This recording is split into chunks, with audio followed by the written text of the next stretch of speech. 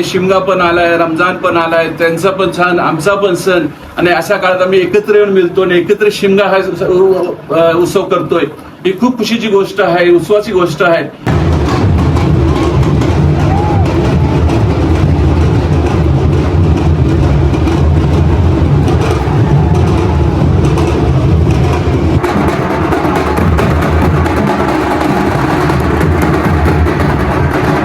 श्रीदेव सोमेश्वर आणि श्रीदेवी कर्मेश्वरी देवस्थानचा आज जवळजवळ कोकणामध्ये सर्वात मोठा असलेला शिमगा इथे मशीद आहे. तर या ठिकाणी देवीची मानाची पहिली आरती या ठिकाणी केली जाते.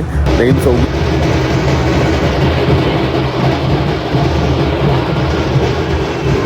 आता आपण आहोत किल्ल्यावर आणि या ठिकाणी बघताय तुम्ही जगताप कुटुंबियांची या ठिकाणी मानाची इथं पूजा होते.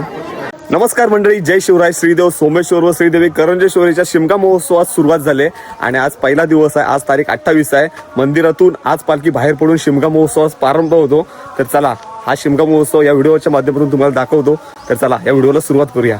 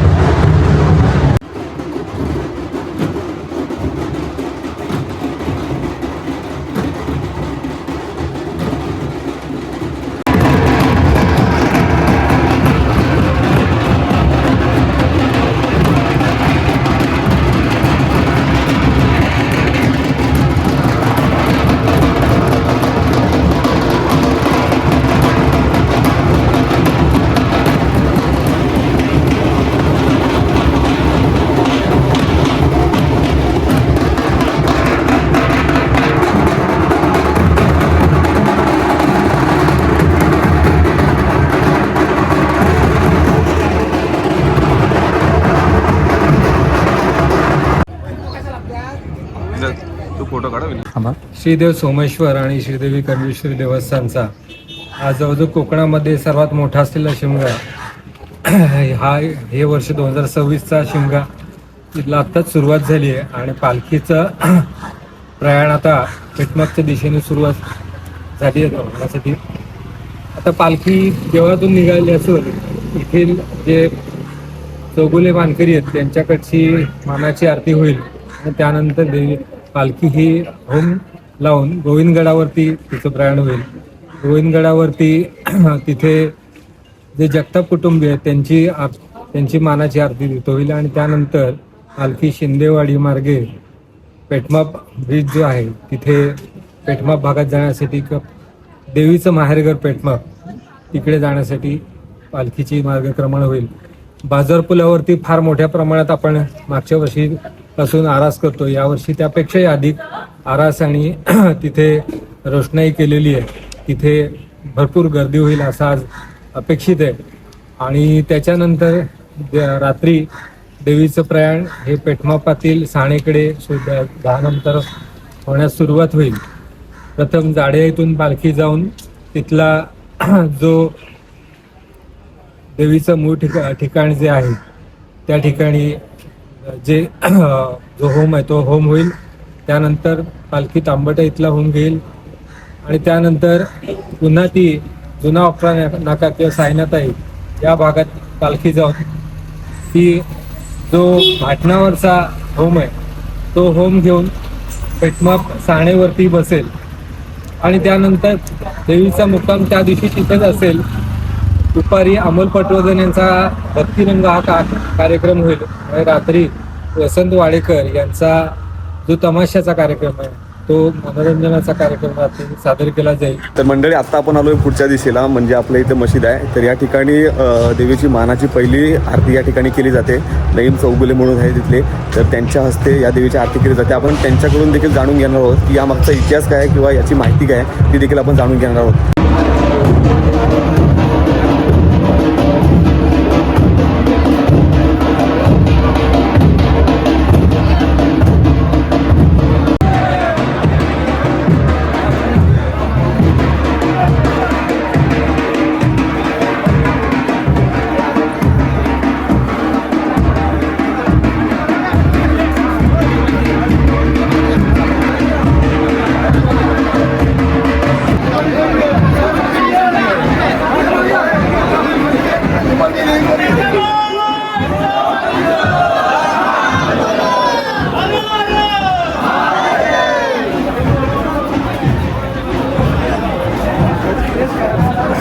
ही माझ्या अनेक वेळा मी सांगितले, आजही सांगतोय की हा मान आम्हाला देवीकडून आहे आणि हे मोठा मान आहे की एक देवीकडून आपल्याला मान येते, देवी आपल्या घरी येते, हा एक मोठा मान आहे. आणि ह्या मान ह्यासाठी ह्या की काही कालपुढे काही खूप वर्षपूर्वी जेव्हा हे वार वगैरे व्हायचं जे होतं त्या काळातला हे होतं की तिचं सोनं नाणं होतं तर सेफ नव्हतं. मग त्या लोकांनी हे हँडओव्हर केलं की आम्ही ह्या गावाचं हे घर जे आहे हे चोगले बंधू जे घर आमचं घर आहे हे खोतीचं घर आहे. ह्या गावाचे खूप लोक ओळखतात त्या खोतीचं घर. तर त्यांनी आमच्या विश्वास करून आमच्याकडे हे सोनं नाणं जेवढं होतं हे सोनं नाणं आमच्याकडे आमच्या वडिलांच्याकडे आणून ठेवलं आणि बरीच वर्ष ते सोनं नाणं आमच्याकडे होतं. जेव्हा शिमगा असायचा परत तिला जायचं, ती घालायची, परत ती सोनं आमच्याकडे यायचं. असं चालत राहिलं, किती वर्ष चालत राहिलं. एक वेळ अशी आली की तुमची मग ती कमिटी बनली आणि वगैरे झालं आणि मग कोर्टाचं हे झालं, बँकेचं हे सुरू झालं. त्याच्यानंतर आमच्या गावाचे जे पणजे होते त्यांनी स्वतःहून तुमच्याकडे हँडओव्हर केलं की तुमची वस्तू आहे, तुमची अमानत आहे की तुमच्याकडे तुम्ही परत घ्या. आणि तो दिवस आहे ना आजचा दिवस आहे. हे जो मान आहे तो आमच्याकडे चालू की देवी जेव्हा पण शिमगा चालू होतो हा शिमगा जोपर्यंत आमच्या घरातून सुरू नाही झालाय. इथं जशी आता पण तुम्ही बघितले असाल की सरांनी मला विचारलं की आम्ही जाऊ का. हे आमचे जुने काळातले लोक पण जे खोत लोक देणार होते त्याला बसायला ते लोक विचारायचे की आम्ही जाऊ का. मग इथून शिमगा सुरुवात होतं. तर मला पण विचारलं त्यांनी, मी म्हणलं तुम्ही ह्या तुम्ही आला, मी थँक्स म्हणलं त्यांना आणि जायचं त्याला हे केले. साधारण तुमच्या मागच्या कोणत्या पिढीपर्यंत हे दागिने सांभाळले जात होते, आजोबा पणजोबा? आता माझ्या आठवणीच्या मध्ये माझे वडील आता वडील 2021 ला एक्सपायर झाले. त्यांची वय जवळपास 90 वर्ष होती. त्यांनी हे 90 वर्ष सर्व बघितलं. त्यांच्या आधी किती होते ते मला माहिती नाही, पण ही मी जसं पिढीचं ऐकलं तर मागच्या वेळी बेची पुणकर सर म्हणत होते हे बरेच एक 500,000 वर्षापासून किती त्यांनी सांगितले की त्या काळापासून हे ते आहे म्हणजे संमतीतले आहेत. मग जुनी मला एक्झॅक्ट मी तुम्हाला हे पण नाही सांगू शकत की फेकू असं की एवढी वर्ष एवढी, पण खूप वर्ष झालेली आहेत. हे संबंध हिंदू मुस्लिम एकताचे खरं मी लोकांना हे मेसेज देईन की कुणाला जर बघायचं असलं तर की तुम्ही गोळकोटला या आणि हे बघा की हिंदू मुस्लिम एकता काय असते ते ह्या शिमग्यात देऊन बघा तुम्ही. तुमच्या कुटुंबाचा परिचय द्या. माझा परिचय, मी नईम चोगले. माझे वडील होते अब्दुल चोगले, ते एक्सपायर झाले जसं मी सांगितले 2021 ला. त्यांचे वडील होते सराजुद्दीन चोगले. त्यांचे आमचे ते काका होते जे होत होते ते इब्राहिम चोगले, ते जे होते. आणखी त्याच्या पुढे कुतुबुद्दीन चोगले. 4 पिढी तर मला आठवणीत आहे. त्याच्या पुढची आठवण मला पण त्याची हिस्ट्री नाही आहे.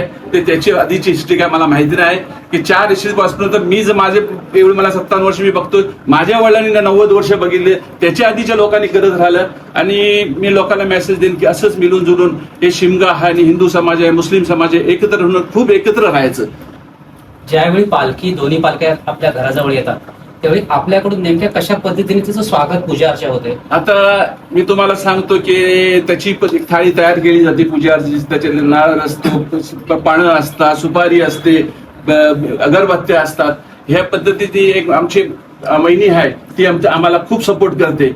ते आमच्या इथे कायम असते ती, तर ते आम्हाला सपोर्ट करते आणि आम्हाला गाईड करते की असं करा असं करा असं करा. मग त्याची तयारी आमची आधीपासूनच असते आणि एक दिवस आधीची थाळी ती तयार आमची असते. सध्या रमजान महिना सुरू झालेला आहे.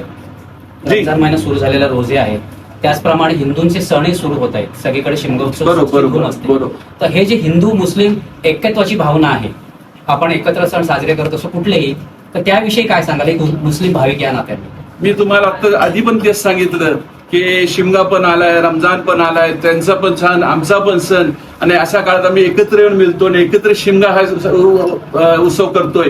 ही खूप खुशीची गोष्ट आहे, उत्सवाची गोष्ट आहे. असंच मी पिढ्याला लोकांना, येणाऱ्या लोकांना मेसेज देईन की असंच मिळून राहा आणि असंच करत राहा.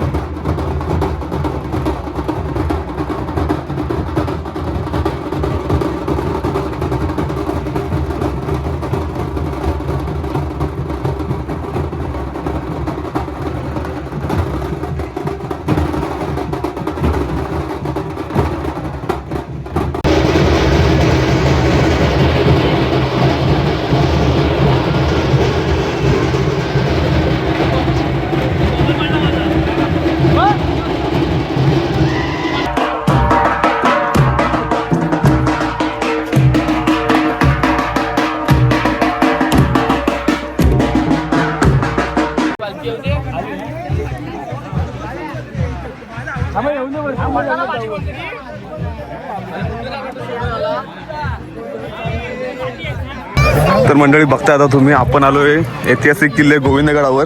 आपल्या घराची इथून पालखी वरती आले आणि तुम्ही वरचा एकंदरीत माहोल बघताय व्हिडिओमध्ये. आणि सनसेट झालाय, सगळे भाविक पूर्ण किल्ल्यावर आलेले आहेत. बघताय एकंदरीत माहोल छान आहे, बघताय मंडळी. आता आपण आहोत किल्ल्यावर आणि या ठिकाणी बघताय तुम्ही जगताप कुटुंबियांची या ठिकाणी मानाची इथं पूजा होते किल्ल्याच्या सहानेवर. आणि इथून पुन्हा पालख्या पेटमापकडे जाण्यास रवाना होती. आणि बघताय एवढ्या किल्ल्यावर पण एवढे भाविक इथे येत आहेत, एवढं चढून वरती यायतात आणि परत खाली जायचं. बघताय दोन्ही पालख्या या ठिकाणी बसल्या.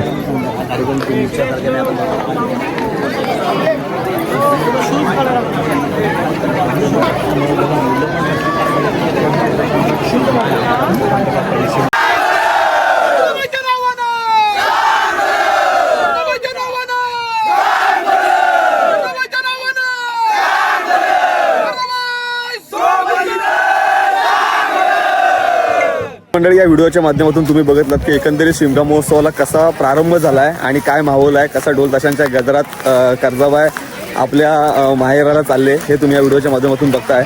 आणि आता ही व्हिडिओ आपण इथंच थांबवतोय. आणि या ठिकाणी तुम्ही बघताय की कर्जाबाई आपल्या किल्ल्यावर येऊन इथं जगताप जे कुटुंब आहे तर त्यांची इथं मानाची पूजा केली जाते. आणि इथून कर्जाबाई पुन्हा पेटमापकडे जायला रवाना होते. तर ही व्हिडिओ इथंच थांबवतो आणि याच्यानंतर देखील आपल्या खूप साऱ्या व्हिडिओ येणार आहेत. हा पूर्णपणे शिमगा संपेपर्यंत आपले बरेच व्लॉग होणार आहेत. तर सगळ्या व्लॉगला खूप छान प्रतिसाद द्या आणि अशाच माहितीपूर्ण व्हिडिओसाठी मला सबस्क्राईब करायला अजिबात विसरू नका. जय शिवराय.